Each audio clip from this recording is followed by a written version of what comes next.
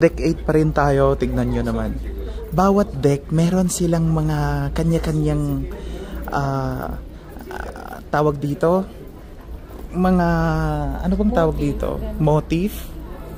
Maganda. Sa tingin ko nga kapag 7 days kami dito ni Jel, hindi pa rin kami maboboring. Kasi maganda. Maraming gagawin, maraming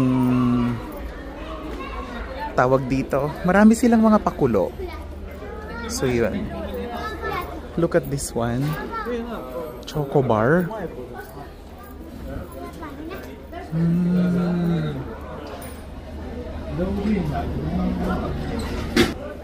Yeah. Do you have menu? This one. Let's check their menu.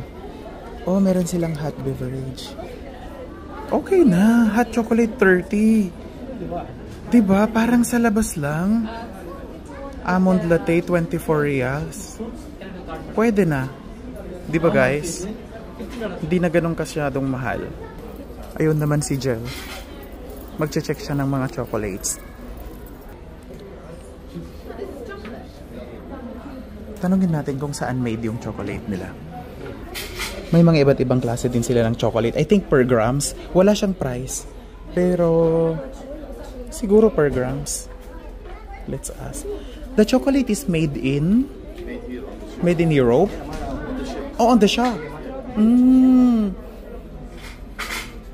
Okay. Gawa daw nila dito yung chocolate. Sabi ni Kuya. Per piece? Oo, yung per piece daw sabi ni Kuya, $2.50. So yun ang sabi niya. Lahat na ng klase. So nasa 9 real.